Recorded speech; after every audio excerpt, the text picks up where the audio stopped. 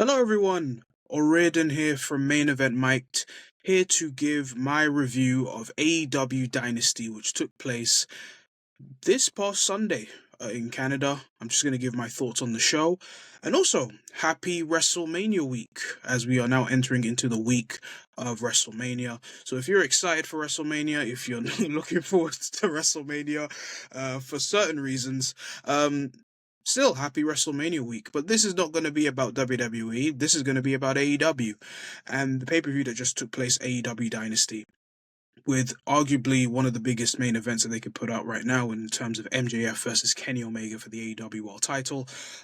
Jon Moxley defending his Continental Championship against a spirited and also very motivated in revenge Will Ospreay, and so as other matches that I'll be giving my thoughts in this video. Now, just to start off, there was some matches on the pre-show. Unfortunately, I didn't get the chance to watch. This is a very, very long pay-per-view, and I live in the UK, and I wasn't going to watch this live. So, in the pre-show, we had Alex Windsor beat Marina Shafir by pinfall, one half of the brawling. I'm so bad. Even forgot their name. The tag team between Alex Windsor and Jamie Hayter, but Alex Windsor getting the win over Marina Shafir. We also had Camille make her return to AEW. What she did is that she actually attacked Willow Nightingale and got a squash win over Big Ann. This is the first time we've seen Camille in an AEW ring since last year when she was partnered as the bodyguard of Mercedes Moné, but that was completely scrapped. And for a minute, we thought that were we ever going to see Camille again, especially what seemed like no interest to bring her back, but it seems like we have brought her back, and it seems like we have a match between her and Willow Nightingale set up for Spring Breakthrough this Wednesday. We also had Jack Perry defending his AEW National Championship against Mark Davis, which he was able to defend.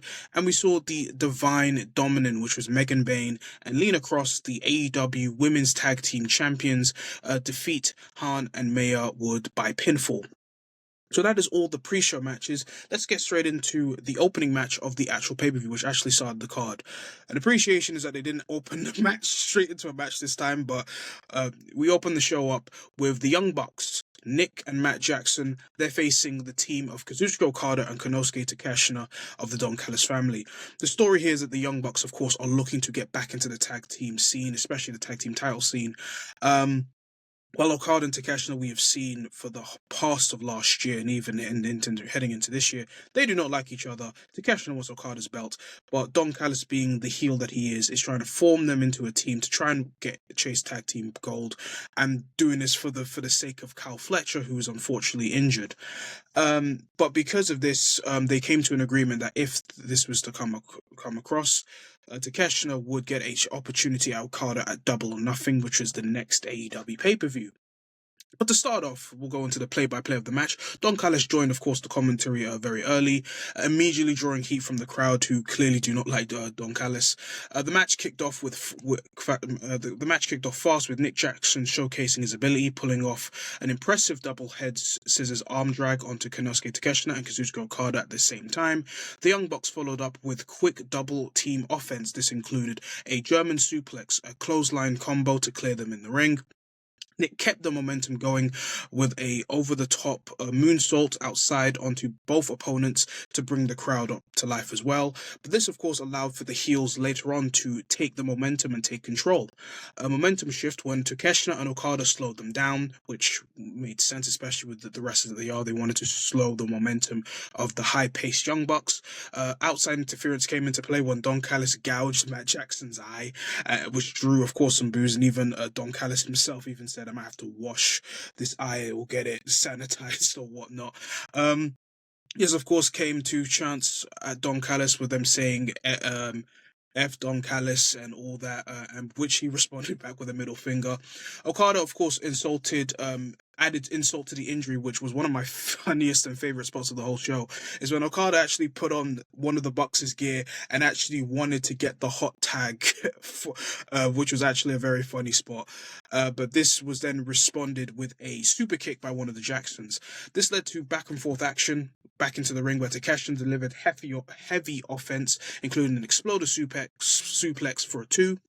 Matt Jackson fought back with a double bulldog, allowing Nick to re-enter and fire off with a rolling kick, double stomp, and a backstabber combo. Near falls started to pile up while Nick hit a cutoff to Okada, and then the Bucks hit a duo sharpshooters where both Okada and Takeshita were kind of playing off the same spot we saw when the Bucks forced on the last pay-per-view, where instead of one of them trying to tap out, Takeshita would slap Okada would slap Takeshita to stop them, and then allowing them to escape.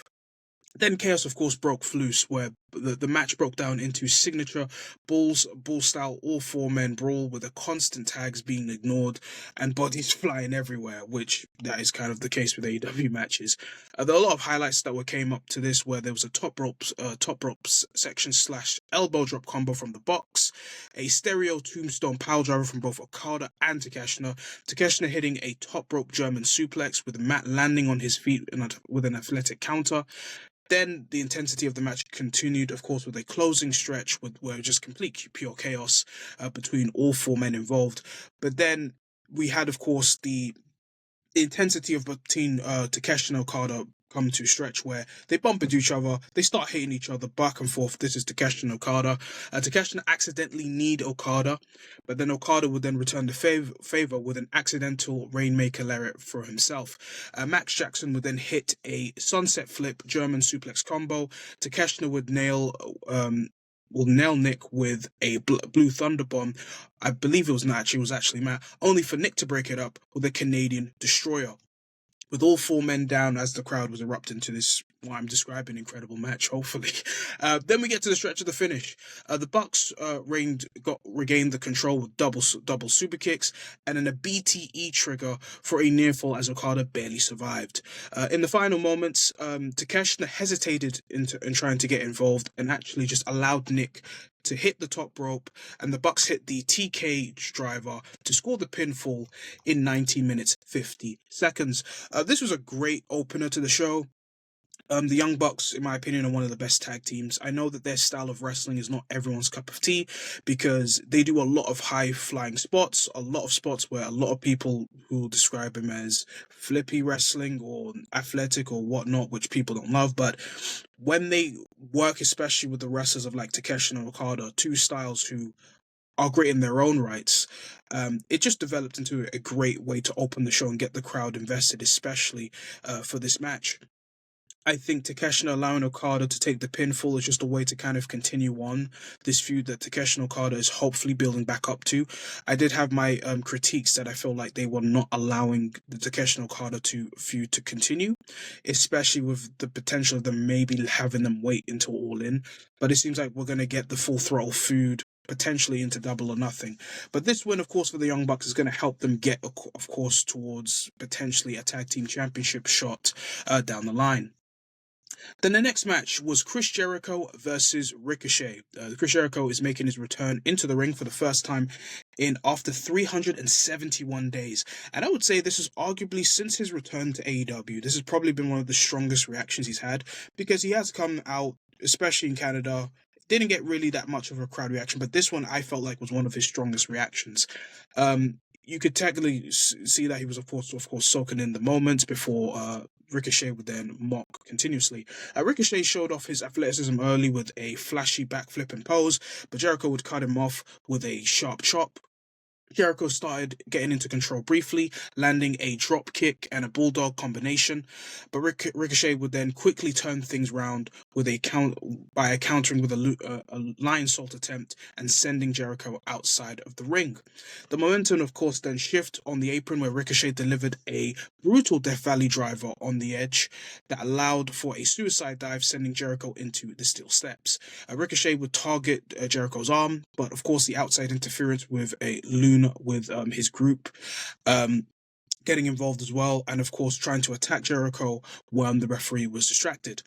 Jericho then battled back with a shoulder tackle and finally continued with a lionsault, with Ricochet again cutting him off and trying to gain control.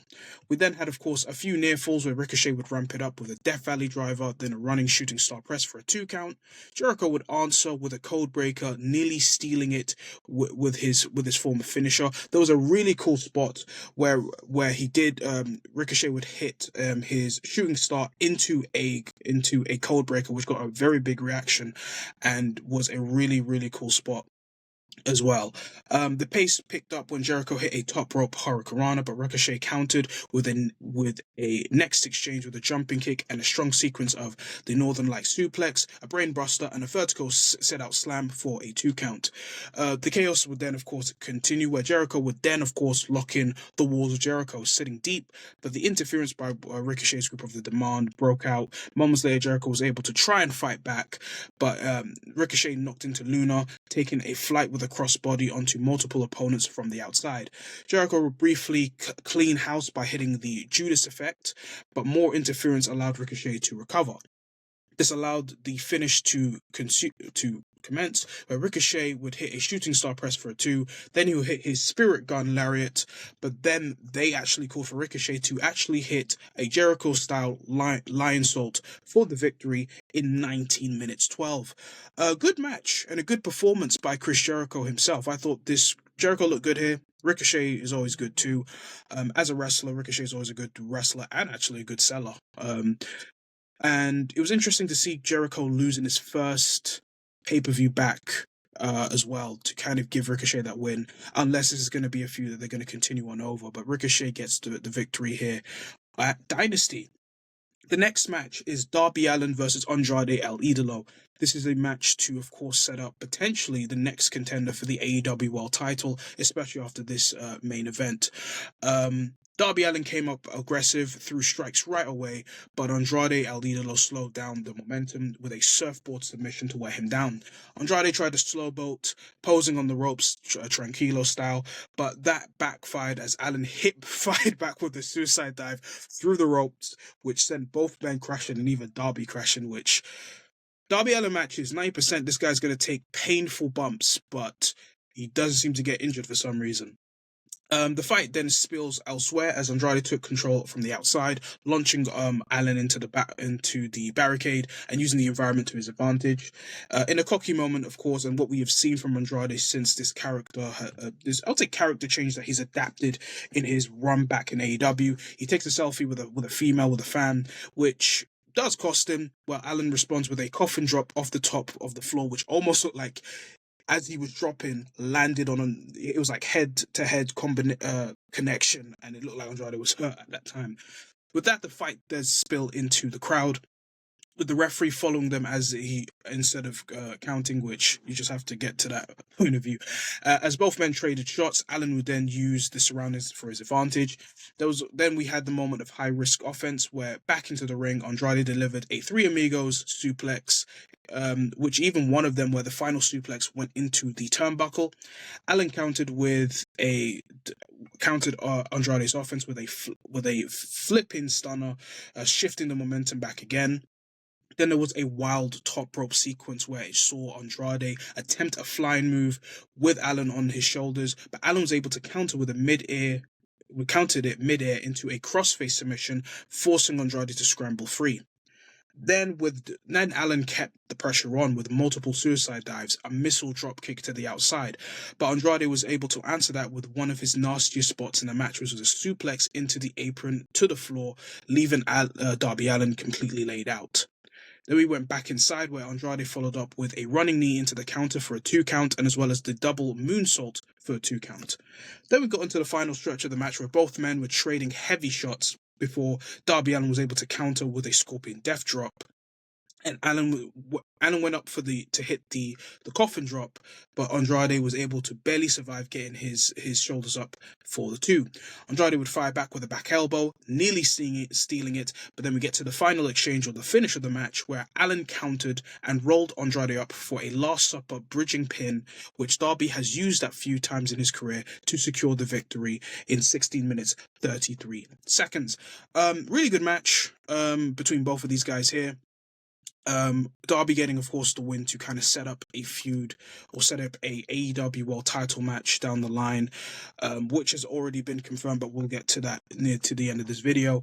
And then, of course, the ending stretch, we also saw the likes of Andrade actually shake and actually offer to shake hands with Darby at the end of the match, which kind of shows a little bit of the conflict that Andrade has while being part of the Don Callis family, where even though he's looking to chase for the AEW World Title, he's still frustrated with the actions of what Don Callis is doing by having him accept money from MJF to kind of get rid of the potential contenders that could be stepping up, especially for MJF. But it was cool to see the respect there. But like I said, it was a very good, very competitive match to, of course, set up Darby Allin for a title shot. Darby took some nasty bumps like he always does, but this win, of course, cements himself as right now the number one contender for the AEW World Title. The next match was for the AEW World Tag Team Championships, FTR defending their titles against Adam Copeland and Christian Cage. This is the first time that Cope and Christian have returned to tag team action for the first time since September 2025, and of course this is a match that is very heated in the making, especially with both of these guys in AEW. All four men don't wait; they waste absolutely no time. They start brawling right out the gate. Cope brought the energy early, splashing cash against the ropes as the crowd were loudly singing the "O Canada" for the Canadian duo. Cage looked sharp despite having a braced left arm. This was back to the attack they had back on Dynamite. He hit a diving sidewalk slam slash net breaker combo, taking control with an aggressive strikes. He even bent the rules with a low blow on Dax while the referee wasn't looking, which this is classic Christian Cage. Of course, he's going to do things like that. Christian does, of course, keep the pressure on by hitting a reverse DDT onto Cash, a back body drop onto the floor, as well as a cross body onto both opponents outside. But FTR were able to turn the tide by attacking Cage's injured arm, isolating him and working it over with precise tag team offense. Then we get to the heated segment of this match where FTR were able to slow the match down, focus directly on Christian Cage's arm with repeated tags and a repeated double team work. There was a DDT by Dax which was down for a 2 count. Cage finally created space with a diving headbutt off the top, allowing him to make the hot tag, which Cope then came with, exploding into the match with a top rope clothesline, automatic drop, and then plus with a clothesline combination and an impaler DDT for a 2 count. The momentum stayed high with a superplex, followed with a chaotic sequence of missed dives and counters. Then of course there was chaos and of course near falls. Both teams traded submissions as Cope locked in a crossface onto Dax. Cage mirrored it on Cash. The moment broke down into chaos where Cage used the title belt behind the referee's back for a near fall. This of course led to Copeland starting to bleed up and show a crimson mask of blood.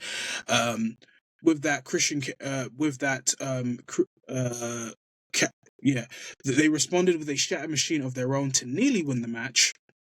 Then outside interference allowed when Stokely Hathaway got involved. FTR then hit a shatter machine on Copeland, but then Christian broke up by actually throwing Stokely into the ring, which was actually a pretty creative save.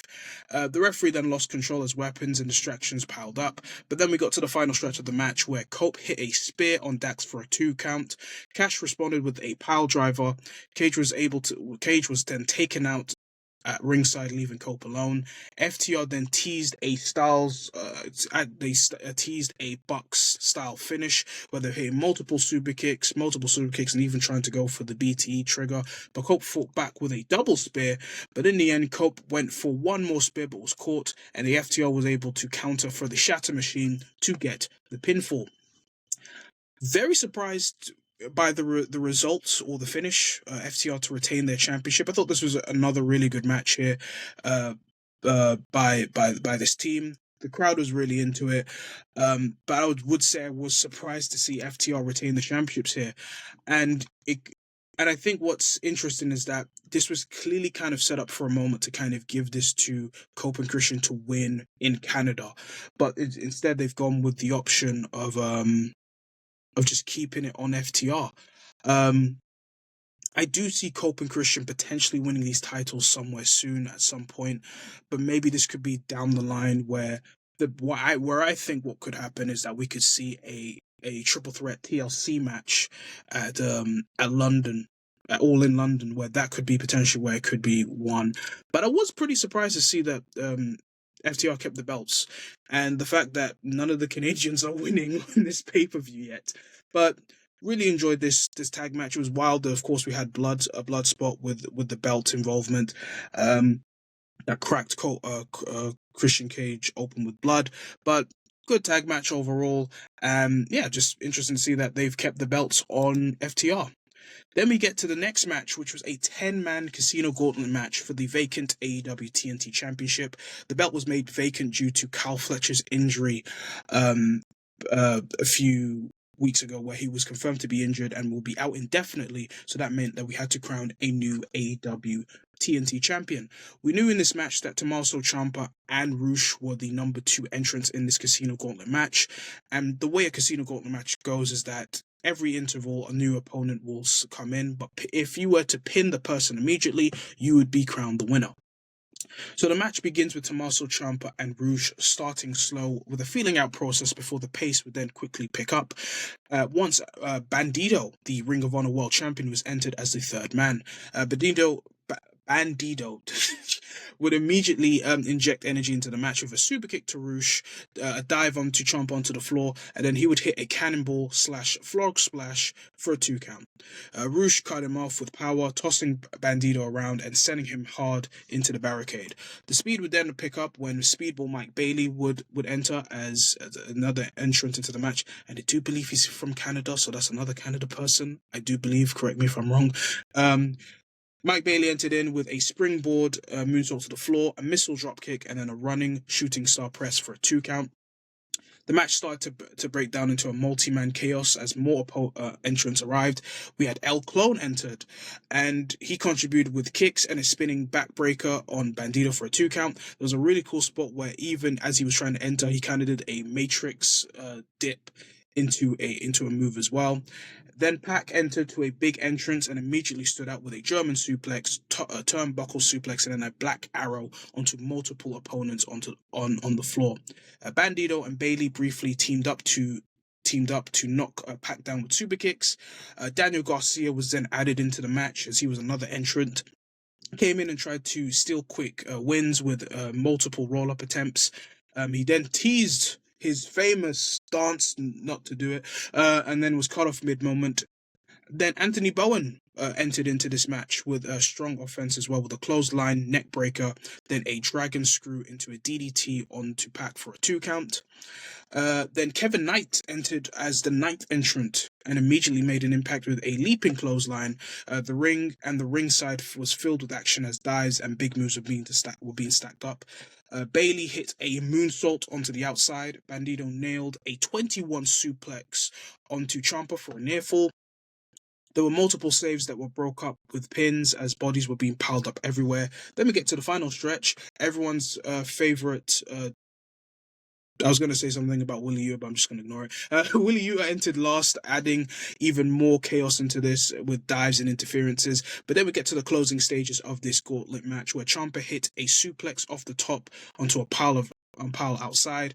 Pac hit a black arrow onto Bailey, but the pin was broken up. Garcia locked in the Dragon Tamer on Bailey, but then out of nowhere, Kevin Knight flew in for a UFO splash off the top onto Garcia to score the pinfall and become the brand new TNT champion. Really good match, and it was a really good match to just showcase what is technically the mid-card of AEW's division. To see the opponents that we had here, it was cool to see the likes of a Rush here, a Bandito, a Speedball Mike Bailey, who I think has had a really good year in terms of singles matches and tag team action. El Clone, who's someone who's a different type of luchador that we get to see, but he really brings it with unique moves that he brings here. Cool to see Pac. Anthony Bowen, who I do think has been kind of lost in the shuffle in terms of trying to push him up as a next big star in AEW. But Kevin Knight winning the AEW TNT Championship was really, really cool to see. Someone who I do think has potential and big potential in terms of where AEW can position him in the next year or next few months. He had a really good match with MJF a few weeks ago for the world title. Then, of course, was feuding with the likes of Kazuchika Okada for the international championship on an episode of Collision. But with this opportunity, of course, of Kyle Fletcher being injured, it now allows Kevin Knight to actually have an opportunity with this singles belt. And will this now develop issues between him and Speedball Mike Bailey, a team who seem to be unified and especially involved in a lot of cool matches, and even at a time with trios champions for some reason with the likes of Hangman Adam Page and Mystico. But it's going to be now cool to see Kevin Knight in singles action. I do see him probably getting involved with Speedball Mike Bailey down the line in terms of certain matches, but yeah, congratulations to Kevin Knight, and I thought this was another really good match. Now we get on to the Women's Championship match where we saw Thekla defend her AEW Women's World Championship against Jamie Hayter. Her tag team partner Alex Winslow got her an early victory on the pre-show, and Jamie Hayter was looking to do the same here to give 2 wins for the tag team. But Thekla came out aggressive, immediately taking control of Jamie Hayter with a fast-paced and physical opening stretch. Thekla dominated early, hitting a top rope crossbody to the floor, following up by repeatedly sending Hayter to the outside, keeping her off balance. Back in the ring, Thekla stayed on the offense with forearm strikes and a super kick for a 2 count. Then she applied an up body submission. Hayter struggled to break free, but managed to power out of it and grab onto the ropes. The momentum then shifted, even though Thekla was continuing on the assault, knocking Hayter off the apron with a running boot. But Hayter was able to respond back with a headbutt and a suplex onto the apron, sending both of them crashing to the floor. Back inside, Hayter was able to take in control with forearm strikes, headbutts, a clothesline combo, and a missile dropkick and a sit-out powerbomb for a 2 count. Then we got near falls and counters where the action intensified with moves where Hayter was able to hit a tombstone piledriver for a 2 count. Thekla responded with a spiderplex out of the corner. This was followed by a top rope double stomp and kicks to the head for a 2 count. Hayter then answered with knee strikes and a backbreaker, trying to put Thekla away. And then we got to the finish of the match in the closing moments where Thekla was able to restore her advantage with underhanded tactics, raking the eyes before rolling Hayter up for a bridge pin while holding onto the bottom rope for the 3. The referee, of course, didn't catch this, and this allowed Thekla to steal the win in 16:30. The match was fine. I do feel like this is once again another issue that the AEW World Women's Championship gets put in, where they're trying to get the crowd into their match, trying to get them involved, trying to get them in. And I think a lot of things kind of factored into this match. I think, one, the story. I like Jamie Hayter. I love Thekla. I think Thekla has been one of the champions that I've actually really liked seeing. I think she's a really good wrestler, and I think she does a really good job of expressing herself in the ring and even outside the ring. I think how she moves in the ring reminds me a little bit of early days or NXT Asuka to an extent, or even Asuka, to just put in a comparison. And I like Jamie Hayter, but I do know that Jamie Hayter, I just didn't think she was going to win the title here. I think Thekla is clearly stacking up wins for her title defenses, and I just see Jamie Hayter not winning the championship here. The crowd was slowly getting back into it, but I think the finish probably didn't help, even though it was a finish to protect Hayter and make it a thing where Thekla won in a very sneaky way and not a clean way as well. Will this build up to another match down the line? Who knows? But the match was fine, nothing too crazy, but I just think it was just the position of where this match was placed, that the crowd was just a little bit dead for this one. And I think that's kind of been the case for certain times that either AEW just positioned the women on the card. I think it's a mixture of the card placement, but also an element of maybe this feud wasn't as intriguing heading into. But cool to see Thekla defend the belt. I am a fan of Thekla, I'm a fan of Jamie Hayter, but this match was maybe one of the lower, like the matches that were not bad, but just not the matches that I would return back to. Then we get into one of the high key matches of the night, which was Jon Moxley defending his AEW Continental Championship against Will Ospreay. Now, this match had a 20-minute time limit.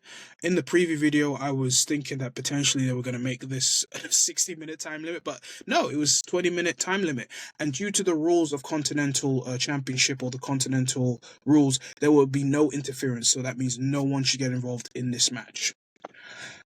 Starting off, Will Ospreay exploded straight off the gate with an instant hidden blade. Just straight off the gate, hidden blade. And then he responded with another hidden blade to kind of start this match off in a very frantic and early pace. Ospreay stayed aggressive, taking the fight outside, hitting a neck breaker on the floor, but a risky follow-up near the steel steps, which backfired, which allowed Jon Moxley to avoid it and hit a DDT onto the floor.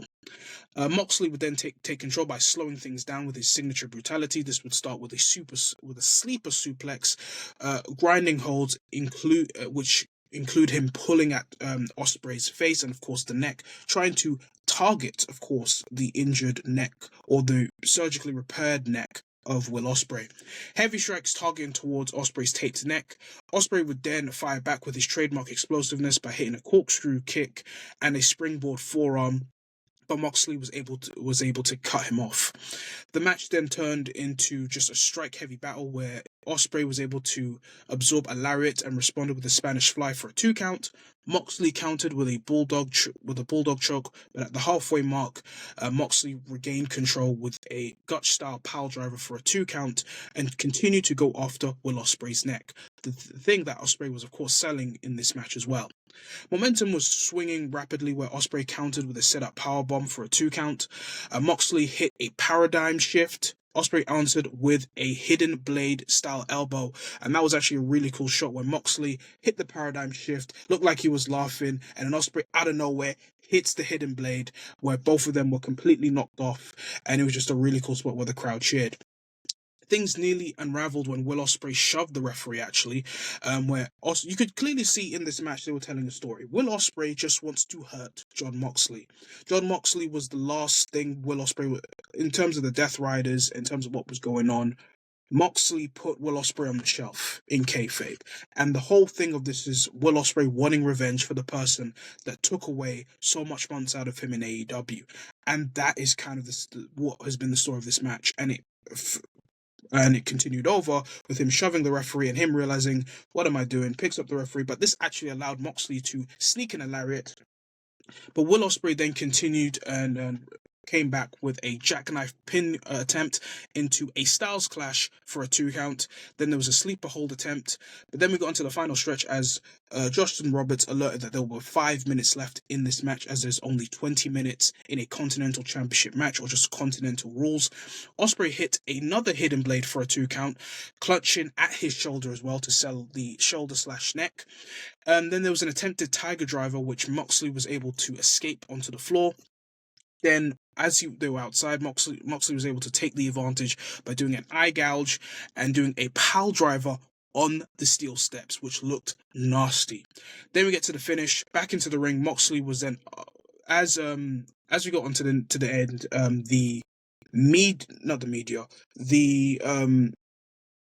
the doctors were trying to check on Ospreay to see if he was fine. As the referee's doing the count, Ospreay immediately ignored the doctors, ran back into the ring. But this allowed Moxley to then upload with 2 paradigm shifts for a very 2.9 near fall. Then it was followed up with a Death Rider high angle DDT this time, and that kept Will Ospreay down for the 3 count at 18 minutes 33 seconds.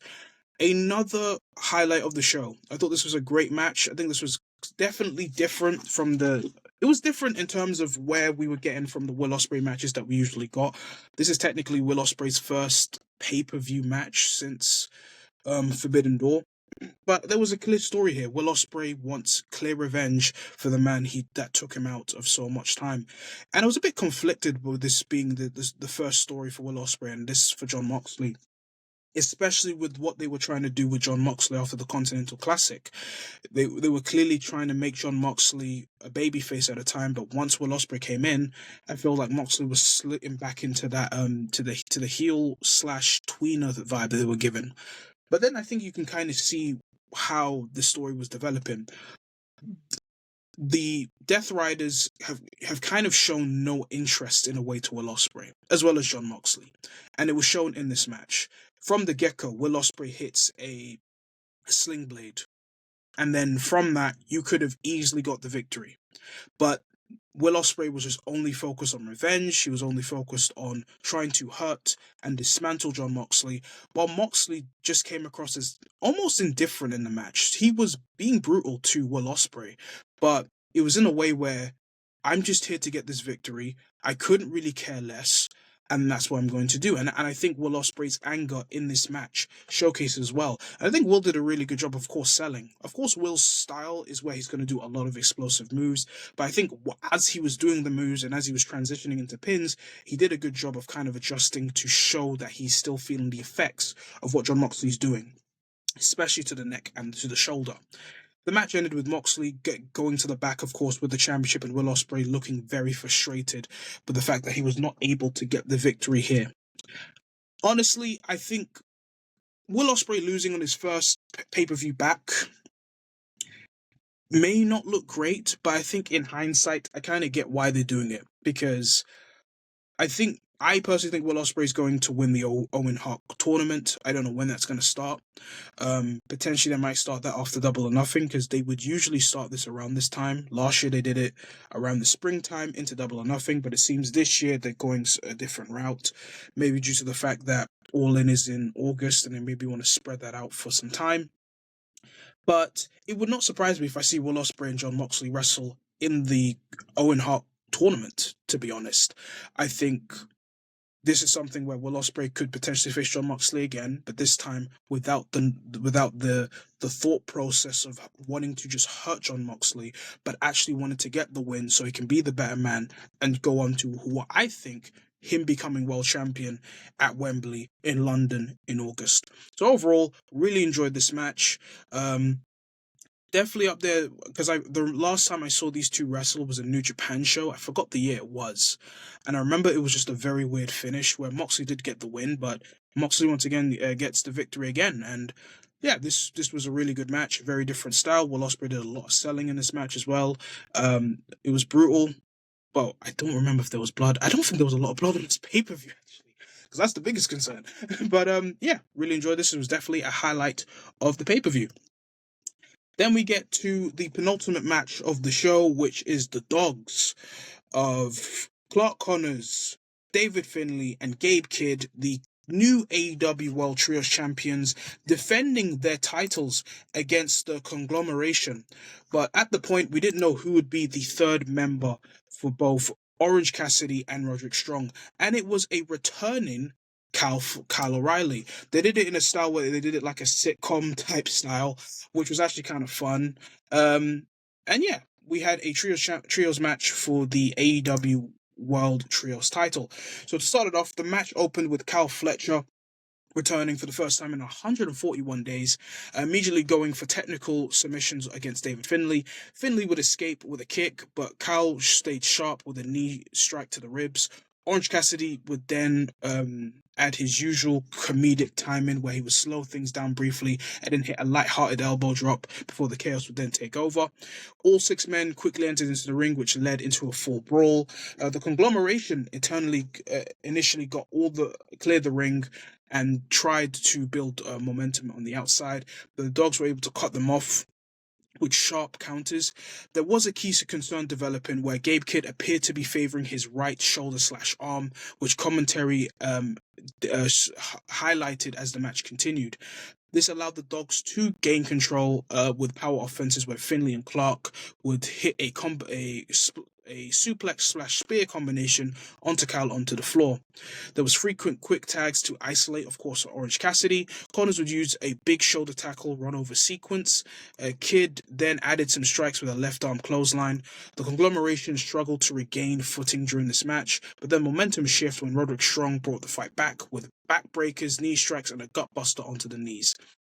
Roderick Strong's offense allowed the faces to briefly swing the momentum, including Orange Cassidy hitting a leaping DDT onto Finlay, and Strong tossing Orange into both opponents for the chaos. Then there was a submission warfare that was starting to begin, where Kyle O'Reilly re-entered into the match fully and immediately shifted into focus to foot joint manipulation, wrenching on Finlay's knee onto the ropes, and then an ankle lock onto Finlay, while the transition into a knee bar onto Clark Connors as well. Strong then delivered a knee strike to Finlay, and Orange hit a orange punch onto the floor. Then you got to the stretch of the finish where the match broke down into simultaneous submissions and strikes, but Cal hit a knee bar locked onto Clark Connors, where Clark had no choice but to tap out, where the conglomeration of Roderick Strong, Orange Cassidy, and the returning Cal Fletcher win the AEW World Trios Championship in 10 minutes. Just to provide an update, the Wrestling Observer has reported that Gabe Kidd suffered a dislocated right shoulder in the match, and also the plan of the conglomeration to win the titles was actually planned. So the finish wasn't changed, and this was actually the planned finish because there was not that much action of Gabe Kidd after that shot. And this also has been backed up by Dave Meltzer, who did report that as well. The match was fine. It was, you could argue this was probably the weakest match on the show. Cool to see Cal Fletcher back. Cool to see a Canadian win on this pay-per-view as well. But yeah, it's unfortunate to see what's happened to Gabe Kidd. This is an unfortunate time, especially with David Finlay coming in and forming the Dogs, or this new version of the War Dogs. I thought Clark Connors looked really good in this match. There was some moments where he was completely destroying people with the dives and other things as well. But yeah, weird to see the Dogs lose the belt after a day or 2 days after winning the Trios Championship. I think that has been one of the biggest weakness of AEW. Maybe the treatment of the Trios Championship, in terms of making them a belt that feels strong. And once again, the Dogs lose on pay-per-view. They're 0-2 now. And now it seems like we're now, instead of with Gabe Kidd being out for what seems to be a long period of time, reported by Tony Khan, it seems like David Finlay and Clark Connors are probably going to go on a two-man road where they will probably now transition into the tag team scene until Gabe Kidd gets fully recovered. And it's also a shame, especially when I do believe Gabe Kidd was trying to set up a match with Yota Tsuji, I believe, in New Japan for his global championship. So that's also another big blow for that as well. But yeah, this was technically, you could argue, probably the weakest match on the show. It was definitely placed here to kind of breathe some air heading into what would be the main event. And that is why we're here. The main event is Maxwell Jacob Freeman, MJF, defending his AEW World title against Kenny Omega. It has been portrayed as the god of professional wrestling versus the devil, God forbid. But you could tell from the crowd that they were really looking forward into this match. They were hyped from both entrances, from Kenny and MJF. Playing into that gimmick as well kind of reminds me of Shawn Michaels versus The Undertaker WrestleMania 25 when it was a light versus a dark. But yeah, starting into this match, MJF opened aggressively, controlling the early minutes with strikes and ring generalship. He kept Omega grounded with punches, chain locks, and dirty tactics to slow the pace, but Kenny was able to eventually shift the momentum by introducing a table element into the match and hitting a stomp onto MJF through the table onto the floor, which is a classic New Japan Kenny Omega spot, which was pretty cool to see. Momentum shift when Omega tried to keep control with a high-risk offense, a Snapdragon suplex, low drop kick into a low leg drop, and a somersault dive onto the floor. Of course, during this match, Kenny Omega would hit his classic "You Can't Escape" signature move as well. MJF repeatedly cut him off with classic heel tactics if he was hair pulling, eye rakes, and also a cheap shot into a rope leverage. Then, of course, there was some chaos during the mid section of this match. The match became a full war where Omega hit a reverse run into a Snapdragon combo. MJF answered with a reverse run of his own. MJF would then land a Canadian Destroyer for a 2 count. Omega then countered with a knee strike and a cutter. A sequence. The crowd would fully split. Fully split and reacted loudly for both men. Then Kenny Omega would then go on the big offense with taking control with a powerbomb into a running knee for a 2 count, a Hurricanrana into the floor, a moonsault off the top onto MJF through the ringside space as well, which was, of course, playing a homage to Kota Ibushi. At this point, Omega was, of course, becoming visibly selling, of course, his stomach/rib, signaling the diverticulitis, which they have referenced throughout this feud, and also the thing that Omega technically still suffering with, but they were doing that as they were trying to slow down the pace as they were reaching the 20-minute mark. Then the final third, we saw his signatures where were able to hit a buckle bomb / V-trigger combination. MJF would respond with a knee strike to ribs and then a rope-based offense as well. Omega then hit a super, if you could say, one wig angel off the middle rope. MJF would then escape and then would just slowly escape as Kenny was trying to take as much time as he can to get to the count, but MJF was able to escape out of the ring and then respond with a package power driver for a 2 count. The near falls escalated dramatically as both men would repeatedly counter finishers. Then it led to a finish where MJF was beginning to lean onto desperation tactics, pulling the referee Bryce Rumsberg in front for a V trigger, then using a low blow uppercut. And then, of course, retrieving the dynamite diamond ring, which the referee at the start, even before the bell rang, asked for MJF to take, as this has been a weapon that MJF uses, especially in matches, and especially when he gets into positions of desperation. Omega survived the referee's chaos, and hit a one-wigged angel. Because the referee was completely knocked out and decades of seconds were going, this allowed MJF to recover at a 2.8 count. Technically making MJF the 4th person to kick out of the one-wigged angel to an extent, even though there was a lot of time given before then. Then we get to the final sequence of the match where MJF cracked Omega with the diamond ring, which he recovered, where the referee, of course, couldn't see, and it followed up with a tombstone pile driver off the apron through the table. This is, I don't know if you could say this is a reference, but this kind of references back to Kenny and MJF's first match on an episode of Collision when it was MJF's first title reign, where Kenny was able to did a power bomb through the table.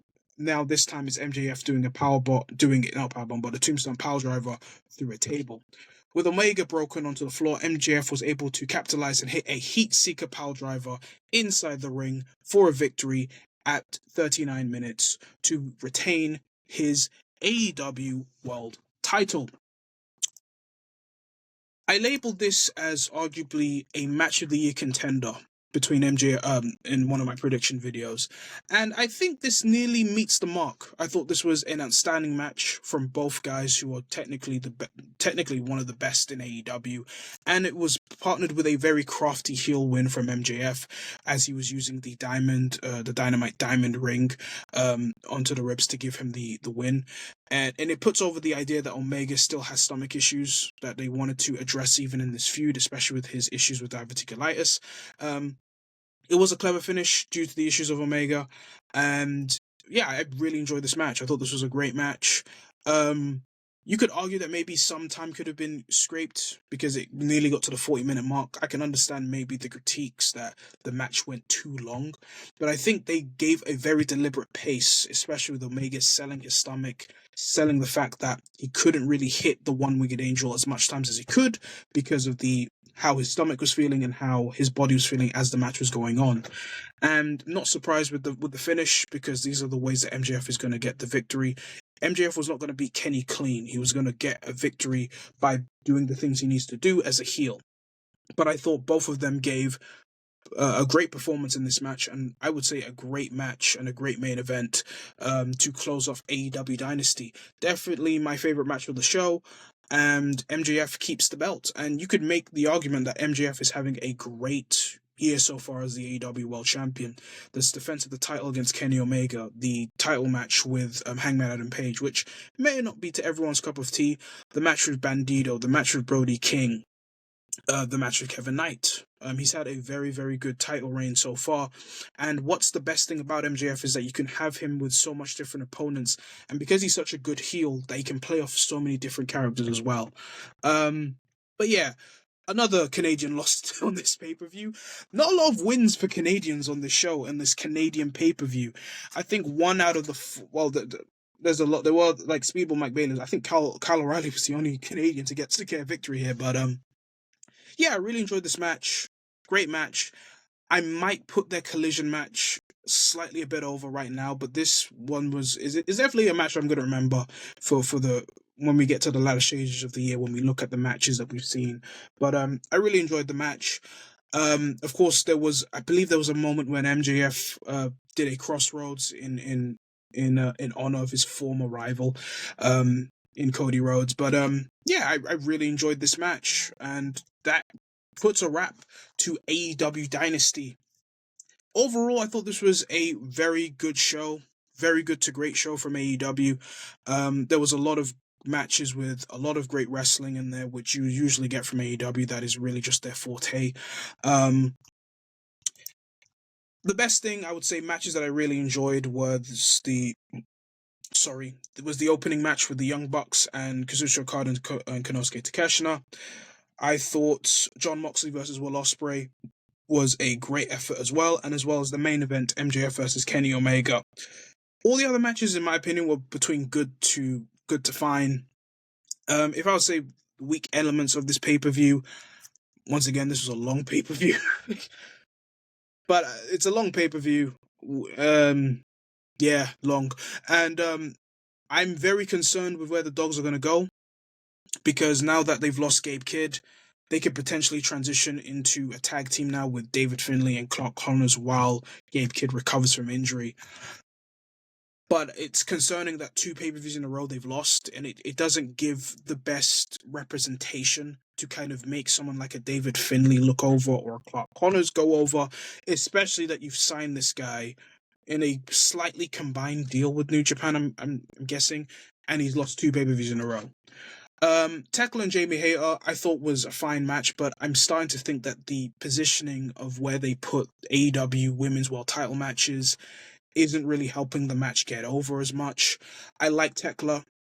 I just didn't think Jamie Hayter was going to win here, but I think the positioning of where you put these matches maybe could be better to kind of allow them to kind of get the crowd over as much as they can. They did get some time. They got 17 minutes, which isn't the lowest. Like, they got more time than a Chris Jericho match, surprisingly. But yeah, I would say those are kind of my concerns. I think the placement of Thekla versus Jamie Hayter isn't great. The trio's title match was cool, but once again, the Death of the Dogs just don't look strong again on pay-per-view. But yeah, apart from that, I really enjoyed the show. I thought it was a really good to great show. If I was to grade this on like a grade, I would give the show a B. I'd give it a B. B to B+, but I'll stick with a B for now. Definitely would recommend MJF versus Kenny Omega. Recommend Jon Moxley versus Will Ospreay. I would even recommend the Casino Gauntlet match. It was a really good match with most of the I would say a good chunk of the AEW mid card there. Darby versus Andrade was a good match too. And the Young Bucks versus Okada Takeshita was a great match too. But those are my thoughts on AEW Dynasty. What did you think of the pay-per-view? Did you like it? Did you not like it? Comment below.